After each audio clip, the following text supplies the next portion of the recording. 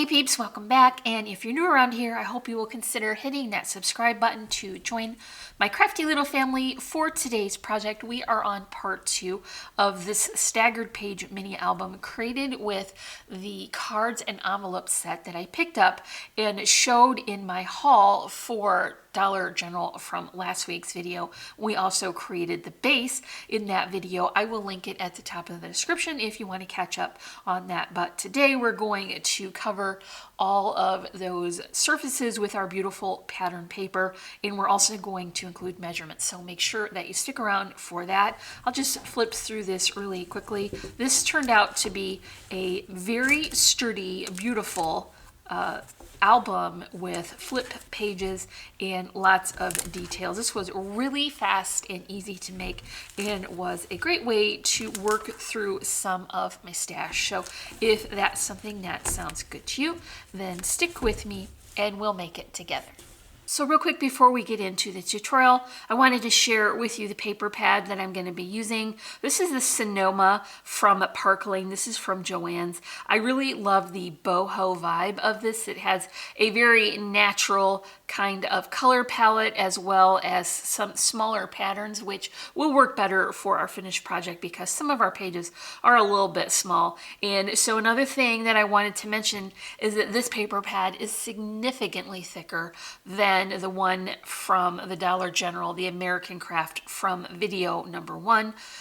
So keep in mind that this is going to give you a much chunkier, nicer, thicker album, and so I really appreciate that. I am going to pair this with this Neutrals paper pad from Recollections. This is a hot buy from Michaels, and so this is just basic cardstock, and I picked this fawn or taupe color. It looks nothing like the cover, but I thought that it was a warm natural color and that it would coordinate well with all of these patterns. Here is the book that we showed in last week's video. I did decide to use a spiral binding for that, and here is my paper from that American Craft tablet. I really think this is cute, and I was able to work in a lot of details, even though this is made from only one of those card and envelopes packs. So this is the project that I shared last week, and here is the same, but we used the rings for the tutorial. Now you can see when I have this all on its rings, the thickness that we have here of just the base by itself. And then I cut all of my paper and added my cardstock, and look at the amount of volume that we're going to be adding. So I decided that we had probably better switch out the rings that we have here. These are smaller ones, a more kind of bronze color. They would have coordinated really well, but I think they might be just a bit too small. So I'm going to save these for another project and then bring in these larger silver ones. You can see the difference now. I will have plenty of room for the extra bulk from all those paper layers that I want to add. So I did not manage to incorporate any of the pockets like I had planned to once I had realized that this was going to be too thick. So I'm still going to have 2 envelopes left over, and I can save those for another project as well. But I think it will be easier to set up the pages in order of size because we're going from smallest to largest as a staggered effect. And then I will share the measurements with you, and then I can add those papers to the base and punch, because we'll have to punch these holes as we work along, and so that will take quite a while to share the measurements and then punch, and then share the measurements and punch. So I think it will be easier to do that and faster if you're going to take down those measurements if you want to make this project for yourself. So let me get set up with that, and then I'll meet you back here in just a sec. So I've got my book all set up here, and I have the pages in order of how they will be added, going from the smallest on the top to the largest on the bottom. And I also have all of my paper layers cut here and added so that you can see just how nice and thick and chunky this is going to be. That makes me very, very happy. So I also wanted to share with you my new favorite drink that we just found. I will be enjoying this as I craft today, the Dr. Pepper Strawberry and Cream Zero Sugar sugar. This is so delicious, and it is helping me to get over having a little bit of a scratchy throat. So let me know down in the comments what is your favorite drink to enjoy while you're crafting. And now let's get into these measurements. So we do have 2 of the smaller sizes, and the measurements for the cardstock on these is going to be 5 1/8 high by 2 7/8 inch wide, and the pattern paper is 5 inches high by 2 3/4. We're going to need 4 of those, and I'm just going to make the pages that show together coordinate just so that it will have a nicer finished look. The next one down is going to be 5 1/8 high for the cardstock, 3 7/8 inch wide, and the pattern paper is 5 inches high by 3 3/4. We do have 2 for this page, and then I also have 2 with that same measurement for the next page down. So that will be the inside of the flap as well as that back cover. Now we want to finish the flap with a coordinating pattern. I'm also utilizing the offcuts as I work along so that we don't add to the paper scraps. And so the flip for this portion is 5 1/8 high by 2 7/8 for the cardstock, and 5 high by 2 3/4 for the pattern paper. We have 2 of those. The next layer down, we have 5 1/8 by 4 7/8 for the cardstock, 5 by 4 3/4 for the pattern paper. We have 2 of those for this page, and I also have 2 for the following page that has the flip. So I'll have 1 here and then 1 on the back. And for the flap on this page, it is 5 1/8 by 3 7/8, and the pattern paper is 5 by 3 3/4. I have 2 for the flap, 1 for the inside and 1 for the outside. And the back page we have 2 of. So I will have 4 portions that are 5 1/8 by 5 7/8 for the cardstock, 5 high by 5 3/4 for the pattern paper. And that will be both of these sides and the inside and the back. So that's all of our paper measurements. So I'll just demonstrate with one of these so that I can work along and speed this up and give you a little bit of music to enjoy. Another thing I've noticed about the rings as opposed to the spiral binding is that I was able to bring that paper over further and get a more finished look for that. So I am just going to utilize my double-sided adhesive tape for this, and I'll just remove the backing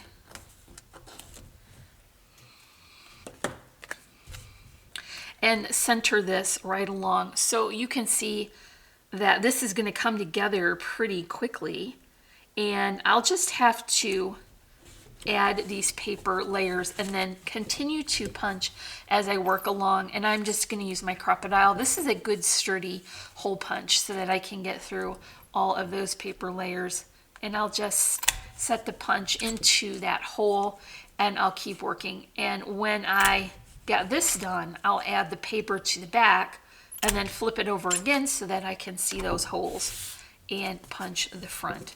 So here is the front. Now I'll flip this over and I'll add my second pattern, same size of the matting and the pattern paper.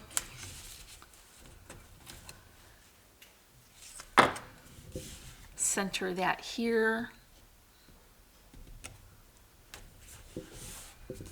Flip that over, and now you can see the holes on this side, and you can punch from this way as well. Also helps to kind of move that back and forth a little bit once you've got so many paper layers to cut. That way it doesn't leave any bits behind. So now we're going to just repeat that process. As I work along, I will speed this up and then add a little bit of music so that you can enjoy that and see me build all of these pages. And then I'll come back here when this is done.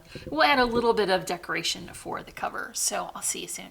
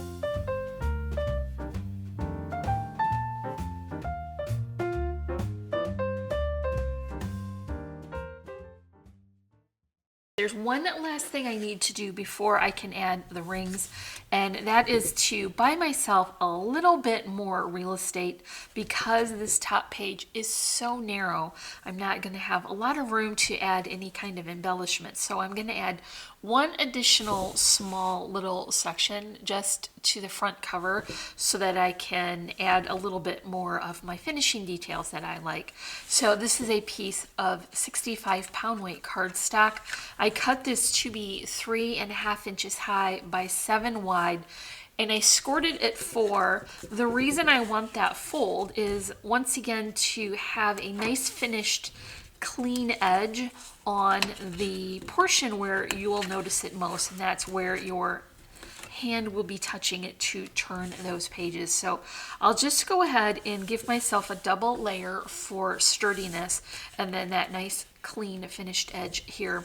I'm going to go ahead and continue using the pattern from the very front cover and that same cardstock. So now I have a finished cardstock of 3 3/8 by 3 3/8, and the pattern is 3 1/4 by 3 1/4, and that will give me all of those nice layers. I am going to add this with my double-sided adhesive tape, but I will add it to my book with the tape and glue combo just because I want that to be extra secure.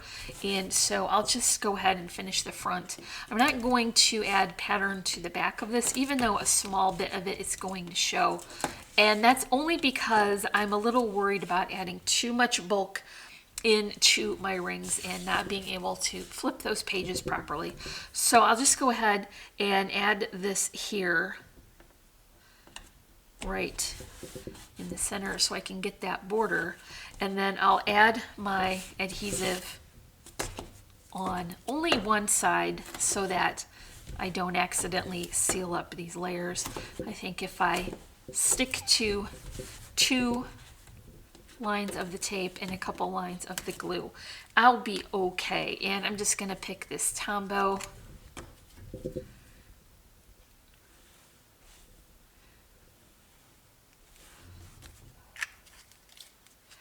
And I want to position this so that all three of those holes will fall within the second layer that I'm adding, so that I'll have them evenly spaced. So I'll just go ahead and press that down. Now, I would normally continue to work along, but I want to give a second for that adhesive to dry so that I don't add that adhesive to my hole punch. So I'll just press this down and wait for that to set up. So now I've got my holes punched for this layer, and all those holes did fall within that pattern paper, so it will still have that nice finished look. And this little bit of white cardstock is not going to bother me at all. So I just want to go ahead and put these on the rings now. Now you can see why it was a good idea to switch to these larger rings. Not only does the book have a lot of depth and layers, it does have room for pictures and finishing details to be added. So that's really important, that you don't stress your spine too much with all of the finishing details that you add.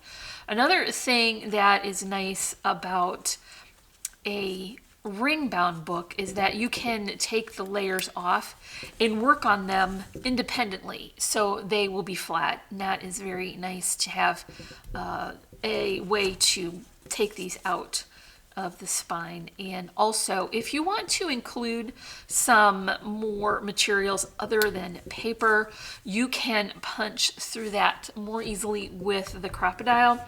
I have this kind of AC cardstock. This is the specialty cardstock that's clear, and it has the stars on it, and that would have been fun to add. You can punch through this material much easier with the Crocodile than, for instance, with the Bind It All, which I'm pretty sure this is what caused my Bind It All to be on life support. I don't even bring it downstairs. I just use it and put it away and hope it works the next time I bring it out. But this would be a nice kind of textural extra detail layer that you could add, and then punch it with the Crocodile. So here is the base all set. We've got all of our nice pages. As you might have noticed as I was working along, I got it just a tiny bit crooked, but it definitely is not noticeable when you have them all on the same rings. So even though it wasn't exactly straight, the holes were punched a little off. It is not noticeable at all. And so I'm just going to flip through these real quick. Oh my goodness, this has gotten so nice and thick and sturdy. That makes me so happy. I do want to add a little bit of detail for the front. And as I mentioned, I did not really leave myself a lot of room, nor did this particular paper pad have any really great cut apart images, focal images. I did find one that I could use, and I cut that with a circle die. But if you had a collection, for instance, Halloween or Christmas, you could easily coordinate the cut apart cards to a focal image or some tip-ins, and that would be another way to add some more layers and detail. For this book, I did cut some of the offcut of this beautiful blue, and I'm just going to have this as a banner shape. It has a stitched edge, so that includes a little bit of extra detail. And then I took one of the scraps and cut a small doily. This one comes from Gina Marie Designs, and then the image that was part of the collection had some foiling, and it's a little bit not my style, so I'm going to cover that with some flowers. I decided that I wanted this to be as flat as possible, which is pretty much the opposite of what I usually do, but since I intend to take these pages off and work on them flat on the table, it did make sense to not include a lot of additional bulk. So I'm just going to add these layers now, and then we can talk about the trim. So I have picked a couple of really beautiful shades of satin and taffeta ribbon from Really Reasonable Ribbon, and I'm going to put a couple of the variety on each one of the rings, just instead of having a large bow. This would typically be a book where I would want a closure, but since I have an offset pattern, I decided that I wanted to keep my trim on just the one side where the rings are. And so I'm going to tie on those two different colors that I brought down, and then I'll snip the edges with my scissor at an angle so that it won't fray. That will not only add more color and beautiful detail, but a lovely texture as well. I really love that taffeta ribbon, and I think if you keep it to a modest amount, then you will not have any trouble with the pages working on the rings. If you get these too full, which does look really good, then the pages won't work properly. So here's my very modestly sized flower arrangement, and I'm just mostly focusing on covering up those words. I am paying attention also to where the foliage is going to land so that it won't get caught up on that ring. And as I do, I made this arrangement off project so that I could get everything positioned exactly where I wanted it and know where everything was going to land. So let's think about that ribbon now, and these are the two that I chose. A pale gold taffeta ribbon. I think that works so well with the foiling, and then this is the blue that was the closest to that layering pattern. So I think what I want to do is pull off just some and then tie this on the ring. I'll alternate them, but as I mentioned, I only want to put on 2 for each one. So I'll decide when I get my first row on if I like to have the blue to be more prominent or the gold. And I'm thinking off the top of my head that I'm probably going to like the gold more, but we'll see. If you cut these at an angle, it won't fray. So that will be a nice finishing detail. So let's pull off some of this pale gold. This is absolutely beautiful for fall projects as well. What a rich, beautiful color. So I'll put one on here, and then we'll just see if the gold should be more prominent. And because we have 2 rings, that means that there will be 2 of this color showing in the front instead of 2 of the blue. So already I am thinking that I do absolutely love that gold color. So let's go ahead and put all of these on, and then we'll just have one last finishing detail and our book will be all set. You see what I did there? I was not paying attention and I got my colors out of order, but now I can get this tied on, and this will be the last bit of ribbon for these rings. Okay, so I've got all that trim on there, and you see how I sort of offset those layers so that it would have a more full look without having too much trim for those rings to work properly. So I think that is going to be it for this side. So I've just got one final detail to finish up this front cover. I picked a couple of coppery colored sequins and I want to include those. They're pretty flat, so I'm not worried about adding additional bulk. And as I do, I would like to add those with my Tombow. Look what I did, you guys. I got a huge splinter in my hand. I don't know if you can see that. I never leave the house, but the one time I do, I get a huge splinter from our own porch rail. So the tech hubby tried to surgery me, but the more we worked to get it out, the further it went in. So I guess it's just a part of me now, and thanks for tech hubby for your surgical services, even though we were not successful to get it out. All right, here's the last sequin, and that is it. So that's going to be all for our project today. Now, if you enjoy this style of creating projects with things I find from the Dollar General or the dollar store, let me know down in the comments.